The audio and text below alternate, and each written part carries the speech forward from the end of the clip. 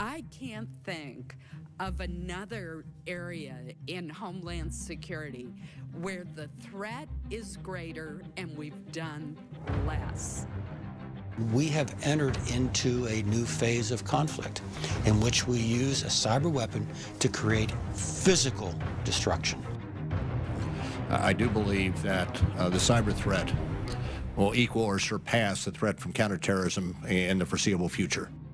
Acts of terror could come not only from a few extremists in suicide vests, but from a few keystrokes on the computer. There's a strong likelihood that the next Pearl Harbor that we confront could very well be a cyber attack. The U.S. government is about to declare a new war, this one on a virtual enemy. Well, there is war underway right now on the internet. We will suffer a catastrophic cyber attack. The clock is ticking. And there is the possibility, we know the tools that exist to destroy things, to destroy physical property, to destroy networks, to destroy data, maybe even take human lives. The reality is that there is the cyber capability to basically bring down our power grid, to create, to paralyze our financial system in this country, to virtually paralyze our country. And I think we have to be prepared, not only to defend against that kind of attack, but if necessary, we are going to have to be prepared to be able to be aggressive when it comes to cyber efforts as well. We've got to develop the technology, we've got to develop the capability, we've got to be able to defend this country.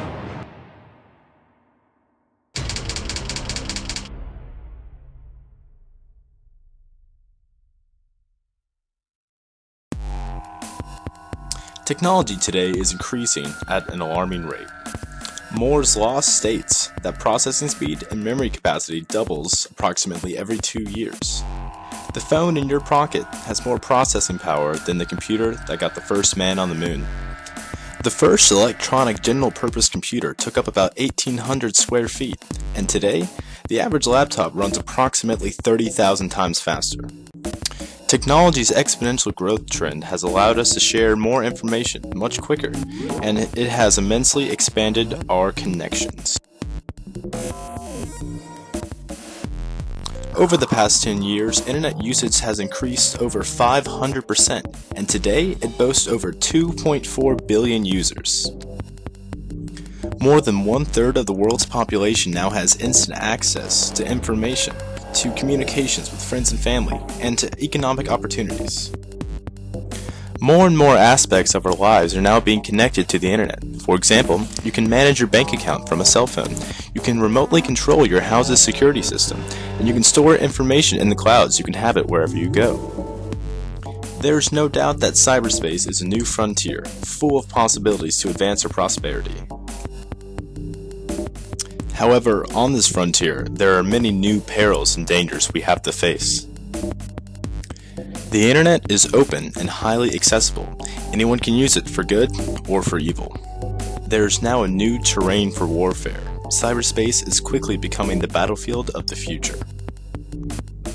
However, at the time of this recording, America is still very vulnerable to cyber threats and attacks.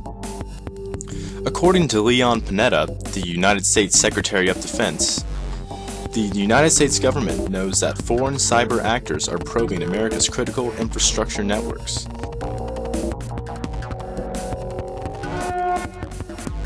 If these aforementioned foreign cyber actors ever successfully executed a cyber attack, the results could be catastrophic for our critical infrastructure.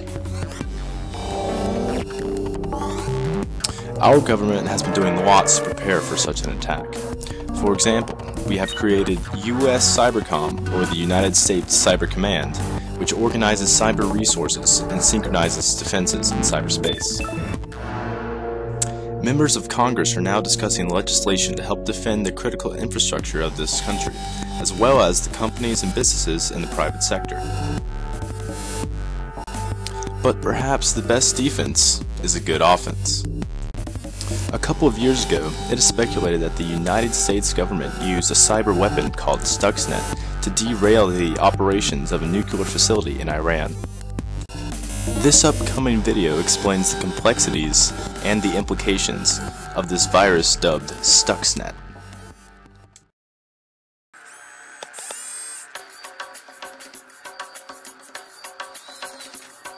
In June last year, a computer virus called Stuxnet was discovered lurking in the databanks of power plants, traffic control systems, and factories around the world. 20 times more complex than any previous virus code, it had an array of capabilities.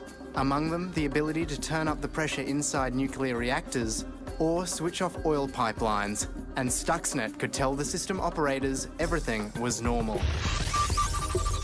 Unlike most viruses, Stuxnet doesn't carry the usual forged security clearance that helps viruses burrow into systems.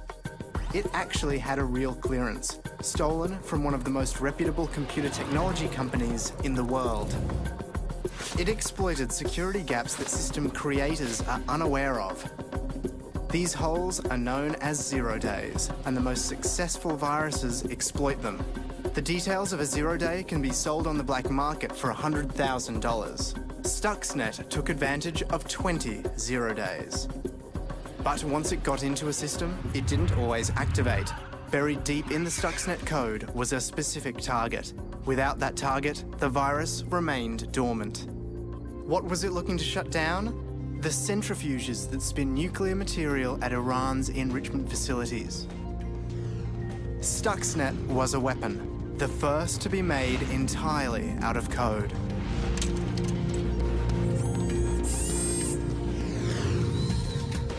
The Washington-based Institute for Science and International Security says the virus may have shut down 1,000 centrifuges at Natanz, Iran's main enrichment facility, last year. In November, the International Atomic Energy Agency, the UN's nuclear watchdog, said Iran had suspended work at its nuclear facilities without explaining why. Many observers credited Stuxnet. Last month, the Iranian government conceded the virus's infection of the Bashir nuclear facility, still under construction, meant that switching the plant on could lead to a national electricity blackout. Iran has responded to the attack with an open call for hackers to join the Iranian Revolutionary Guard and has reportedly amassed the second largest online army in the world. So who was behind Stuxnet? There's no evidence beyond rumor. Some have it that Israel is responsible because the virus code apparently contains references to the Hebrew Bible.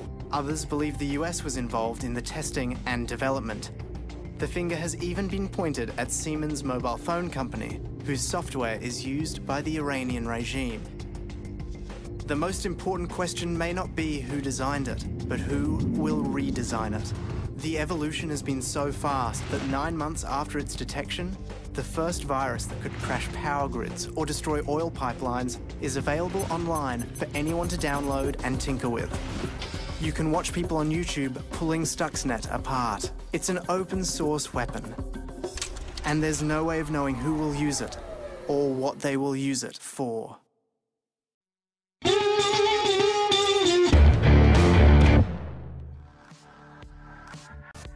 Stuxnet was the first of its kind, and the virus has set a precedent for cyber war. In a sense, we have opened Pandora's box. It is speculated that foreign countries such as Russia, China, and especially Iran are creating cyber armies. In recent weeks, Iran has been blamed for the cyber attack of many large banks in the United States. The type of attack used was called a denial of service attack, in which the attacker commandeers thousands of computers and uses them to send bogus traffic to websites, causing them to crash. Iran has also used a cyber weapon, much like Stuxnet, against Saudi Arabia, called Shamoon, that has caused the most destruction seen to date with a cyber weapon. Here's Secretary of Defense Leon Panetta with more information.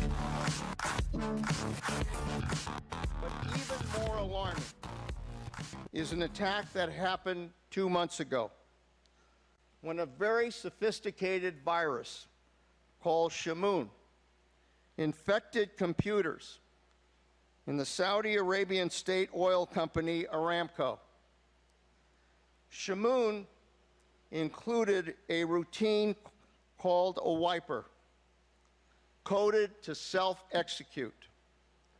This routine replaced crucial systems files with an image of a burning U.S. flag. But it also put additional garbage data that overwrote all the real data on the machine. More than 30,000 computers that it infected were rendered useless and had to be replaced. It virtually destroyed 30,000 computers. Cyberspace is now the fifth domain of warfare. The playing field in this domain is flat. Unlike missiles, cyber weapons can be made anywhere, used at any time, and have immediate effect. This threat is real.